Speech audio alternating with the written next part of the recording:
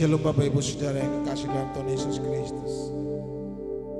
Mari kembali kami menyapa semua yang ada, yang meliputi praise worship kami, pujian dan penyembahan kami. Biarlah hari ini menjadi spesial bagi setiap kami. Bapa, kami mau melewati setiap lembah kami yang kelam. Kami percaya bahwa Bapa senantiasa ada dengan kami. Bapa tidak pernah melepaskan tangan kasih-Mu dari setiap kami. Dan kami mengikuti langkah-Mu, sebab pertolongan Tuhan kepada kami itu nyata. Kami tidak berjalan sendiri, kami terus berjalan bersama Yesus. Haleluya.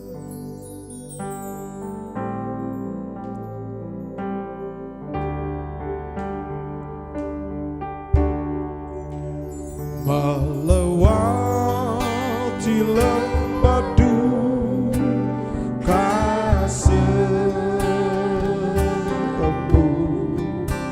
jalanku gelap dan ngeri. Tuhanku perlu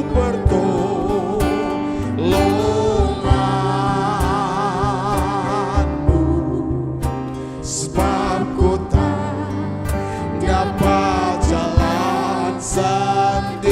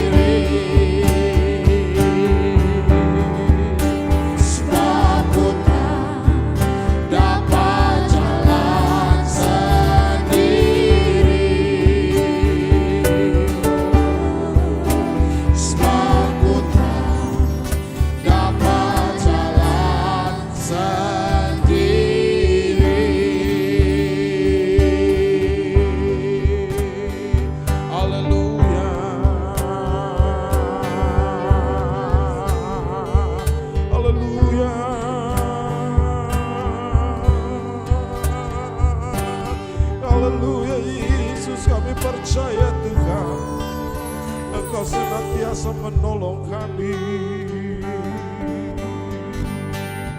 Dan kami tidak takut, sekalipun kami harus melewati lembah kekelaman.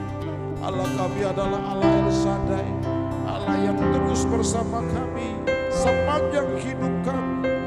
Kami tidak pernah takut, Engkau Anda selalu bersama dengan kami. Haleluya.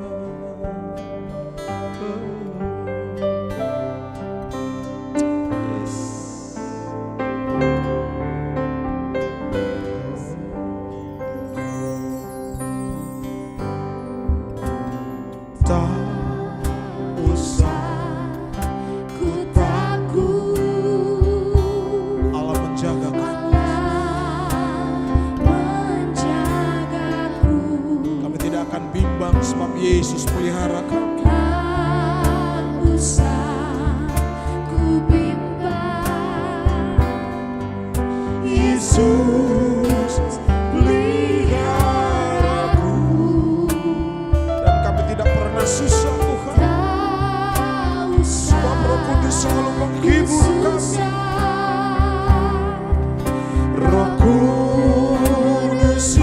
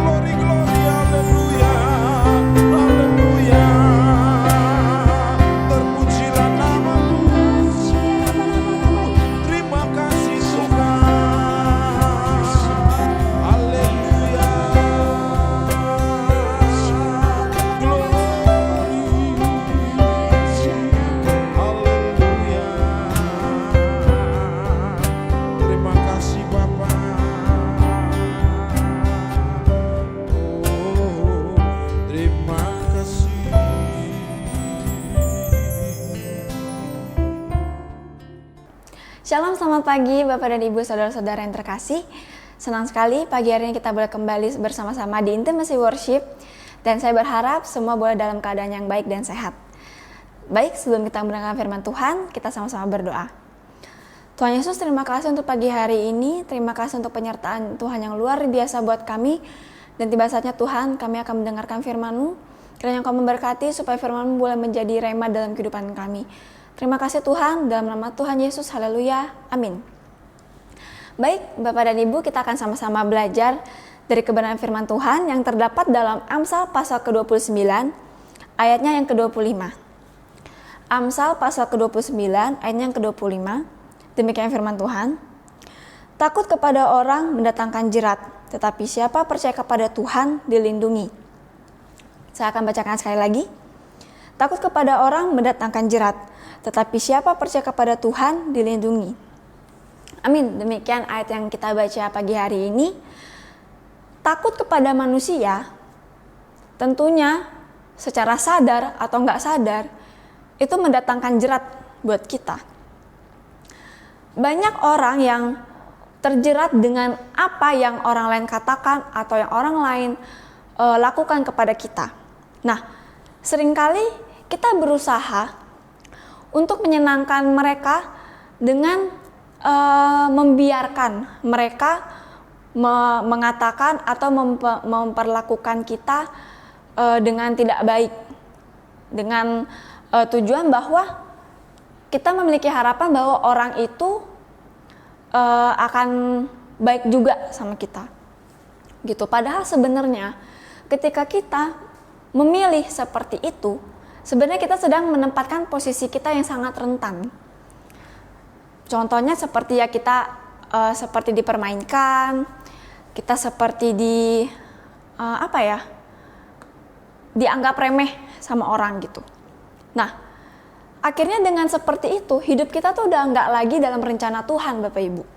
Karena ketika kita selalu mendengarkan orang, ada positifnya. Ketika kita mendengarkan orang, itu untuk kita bisa introspeksi diri. Misalnya kenapa ya orang ini ngomong kayak gini sama saya? Oh, mungkin ada yang kurang. Oh, mungkin saya emang begini. Oh, mungkin saya memang harus mengubah ini atau apa gitu. Tapi jangan membiarkan orang mengatakan buruk tentang kita atau bahkan menjatuhkan kita dan kita malah membiarkan gitu. Dan akhirnya kan nggak semua orang, saya harus katakan bahwa nggak semua orang memiliki mental yang kuat. Ada yang baru diapain dikit langsung tersentuh atau misalnya langsung baper lah kalau bahasa sekarang, langsung seperti nggak enak hati. Akhirnya ada juga yang tersinggung, ada yang kecewa, tapi ada juga orang yang misalnya digituin tuh ada yang cuek aja, ada gitu yang biasa aja, udahlah biarin aja, nggak pusing misalnya kayak gitu. Tapi kalau kita membiarkan dan kita menerima aja gitu, kita tuh lagi dalam jerat sebenarnya. Karena kita jadi seperti terpaku. Saya kesaksian bahwa saya begini. Saya itu pernah mendapatkan perkataan yang nggak enak dari orang. Cuman kan kalau saya tipenya lebih kayak membiarkan. Maksudnya saya orangnya cuek lah gitu. Saya nggak mau dengerin gitu. Ya udahlah biarin aja gitu. Atau juga nggak terlalu fatal atau apa gitu. Udahlah biarin aja, biarin. Dan saya selalu membiarkan gitu. Tapi kan ketika kita membiarkan, orang tersebut akhirnya akan jadi seperti sewenang-wenang dengan orang lain gitu. Jadinya banyak mengatakan hal yang buruk ke keluarganya atau mungkin ke teman-teman atau mungkin ke kita yang sering atau bagaimana gitu. Kita sebagai orang percaya, ketika kita mengerti dan kita sudah memahami firman, ada baiknya ketika kita bertemu dengan orang seperti itu, kita tegur dengan baik. Nggak boleh loh kamu begini. Ini hal yang simple, hal yang kecil sebenarnya, yang kelihatannya biasa aja kok. Kayak gini mah udah biasa atau apa. Kita nggak bisa membiarkan. Jangan sampai mental seseorang atau hidup seseorang akhirnya ditentukan oleh orang lain. Apalagi jangan sampai hidup kita, Bapak Ibu, itu diatur oleh orang lain. Misalnya gini, saya mau buka usaha. Saya misalnya mau buka toko apa misalkan gitu. Saya pengen buka toko bunga misalnya, saya pengen punya toko bunga misalkan. Terus adalah teman saya sharing gitu, saya sharing kalau kayaknya gue mau buka toko bunga deh, menurut lu gimana gitu. Terus teman saya bilang gini, ya elah, lu jangan buka toko bunga, nggak bakal laku lah. Mendingan lu buka yang lain aja, misalnya lu buka ini nih, mendingan lu buka resto kek, atau lu buka apa, lu jangan iniin toko bunga atau apa segala gitu. Padahal saya tuh lebih pengennya ke yang toko bunga gitu. Tapi kayak semangat saya itu kayak dipatahin, nggak mungkin laku. Akhirnya mindset saya terubah. Udahlah, ikutin aja apa kata dia. Udahlah, lu ini aja. Akhirnya ketika kita ngikutin apa yang orang lain bilang, ternyata kita malah terjerat, kita malah terjebak, dan akhirnya kita malah jadinya seperti menyesal ketika kita mendengarkan orang lain daripada kita berdoa. Harusnya kita berdoa. Saya percaya bahwa saya sudah pernah katakan bahwa setiap kita pasti memiliki Roh Kudus yang mengingatkan, yang memberi kita hikmat, akal budi, pasti ada. Saya percaya gitu. Setiap kita pasti punya Roh Kudus. Nah, makanya saya bilang kenapa kita perlu adanya hubungan yang intim dengan Tuhan, supaya ketika kita menjalani sebuah kehidupan, mau mengambil keputusan, kita nggak sendiri. Ini saya mengulang sedikit khotbah saya yang beberapa waktu lalu, bahwa jangan kita membiarkan kita ini jalan sendirian, mengambil keputusan sendiri, apa sendiri, dan akhirnya kita malah lebih mendengarkan apa kata orang lain. Ngomong kita yang jelek, misalnya background kamu gak bagus, kamu mana bisa melayani Tuhan, hidup kamu berantakan, masa iya kamu diampuni. Pasti ada yang kayak gitu. Pasti, dan ada juga yang pernah kayak gitu ke kita, ke Bapak Ibu dan ke saya. Halah, kamu tuh bukan siapa-siapa, masa iya kamu dipakai Tuhan. Misalnya. Ada lagi, kamu itu kan dulu mantan pencuri, atau misalnya kamu tuh pernah berbuat jahat. Emang iya Tuhan mau pakai kamu? Saya kayak gitu. Itu termindset loh. Akhirnya membuat kita yang tadinya semangat melayani Tuhan, ketika kita mendengar itu, saya yakin pasti ada yang down. Pasti ada yang terpuruk, atau bahkan akhirnya malah berbalik lagi ke hidupnya yang lama gitu, karena merasa iya ya, benar juga ya orang itu bilang saya ini orang berdosa, saya orang jahat, apa iya Tuhan mau pakai saya? Yaudahlah, gak usah aja sekalian, kayak gitu. Jadi sangat disayangkan bahwa banyak orang yang akhirnya jatuh hanya karena perkataan orang lain.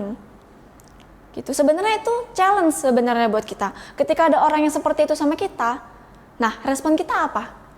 Apakah kita mengiyakan, kita mendengarkan, atau justru kita malah responi dengan hati yang lebih tenang, hati yang gak mau mendengarkan lah orang itu ngomong apa, dan tetap mendoakan orang itu. Nah, semuanya balik lagi ke kita. Apakah kita selama ini terjerat dengan omongan atau perilaku orang lain terhadap kita, dan akhirnya mencari perlindungan sendiri dengan cara apa? Misalnya kalau kayak anak muda sekarang ngurung diri, ada yang mungkin cari pergaulan di luar gereja, misalnya luar komunitas.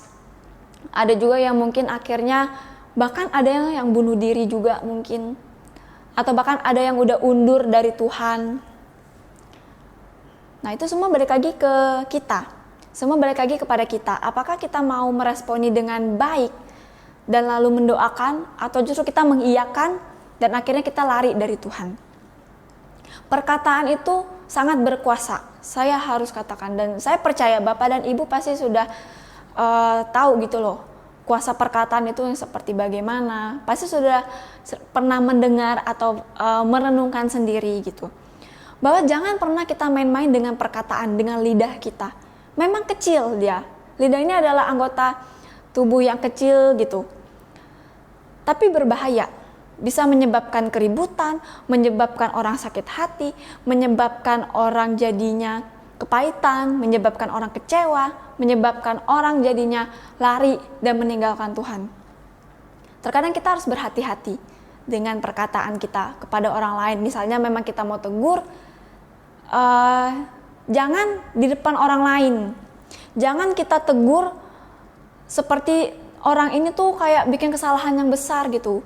Tapi kalau memang kita orang yang berhikmat, kita orang yang mengerti firman, ketika ada orang yang salah, kita panggil. Kita panggil, kita ngobrol. Kamu salahnya ini, kamu gak boleh gini loh ya. Harus begini, dibenahi begini. Saya rasa itu lebih enak dan lebih maksudnya lebih sopan. Akhirnya kan menghindari adanya orang kepahitan dengan kita, menghindari adanya orang jadinya jauh dari Tuhan. Karena kebanyakan orang undur dari Tuhan, kecewa, itu karena orang percaya itu sendiri. Gitu loh. Ada yang misalnya pasti ada deh. Ada orang yang misalnya baru mau mengenal Tuhan gitu. Terus ketemu dengan orang percaya, misalnya orang Kristen gitu, yang sudah melayani, sudah jam terbangnya udah gede, udah luar biasa lah.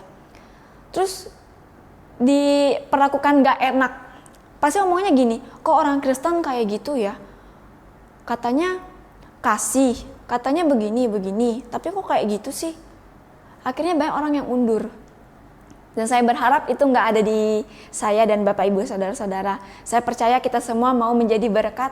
Saya percaya kita mau memenangkan banyak jiwa untuk kemuliaan Tuhan. Amin. Nah, jadi pagi hari ini kita sama-sama belajar bahwa jerat dalam kehidupan kita itu nggak cuman soal ekonomi kita, tapi dari hal yang kecilnya itu dari perkataan orang lain atau perilaku orang lain terhadap kita. Nah, respon kita bagaimana? Apakah kita menanggapi atau kita membiarkan dan mendoakan? Gitu. Jadi semua balik lagi ke kita. Dan saya berharap bahwa kita semua mau berproses untuk kita mau menjadi berkat. Jadi berkat lewat perkataan, tingkah laku, lewat hidup kita. Karena saya percaya bahwa ketika kita dekat dan memiliki hubungan yang intim sama Tuhan, saya percaya orang yang belum mengenal Tuhan, ketika melihat kita, pasti dia lihat, orang ini beda ya. Dan akhirnya datang ke kita, terus cari-cari tahu.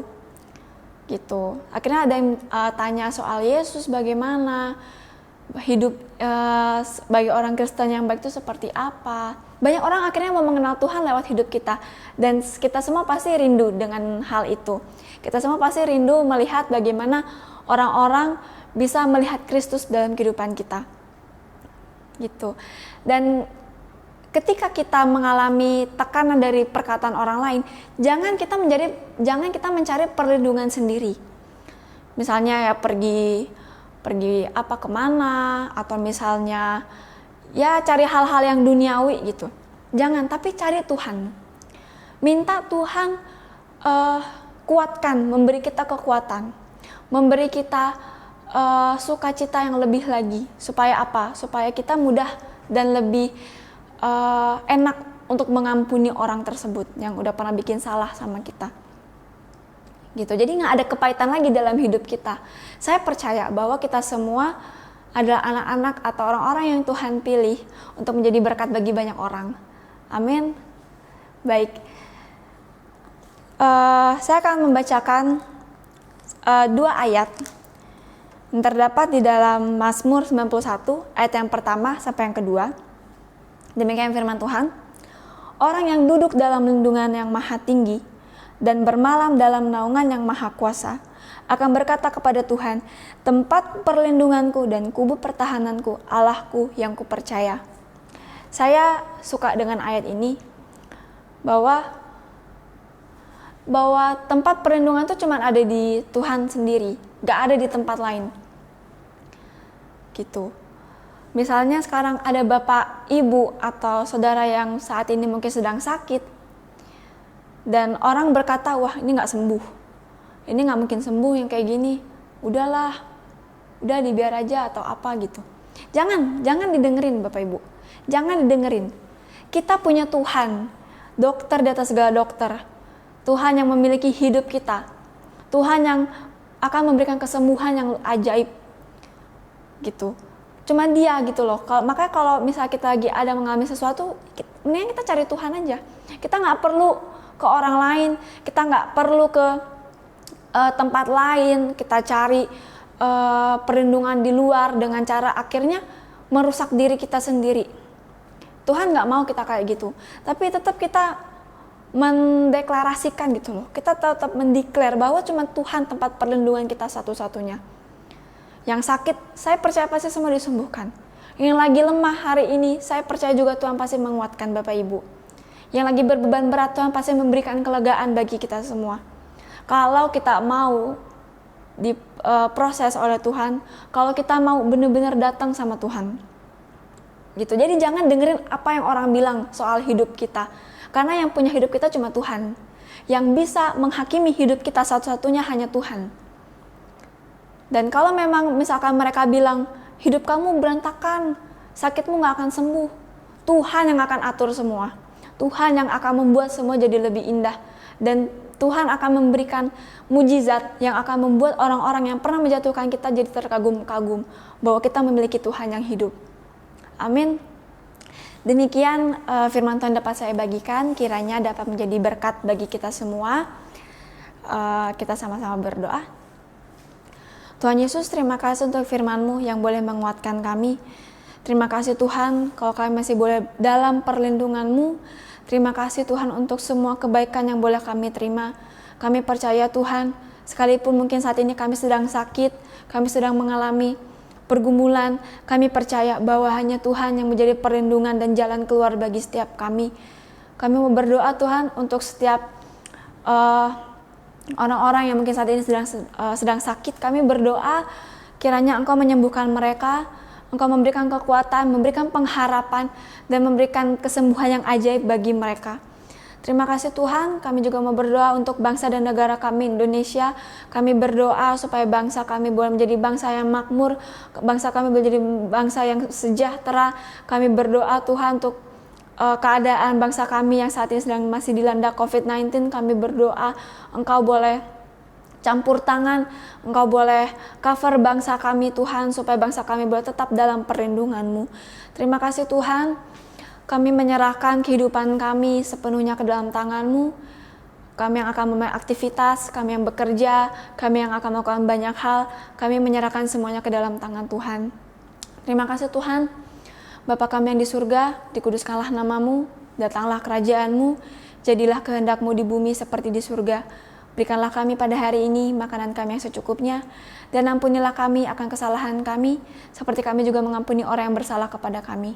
Dan janganlah membawa kami ke dalam pencobaan, tetapi lepaskanlah kami daripada yang jahat, karena Engkaulah yang mempunyai kerajaan dan kuasa dan kemuliaan sampai selama-lamanya. Amin. Tuhan Yesus memberkati.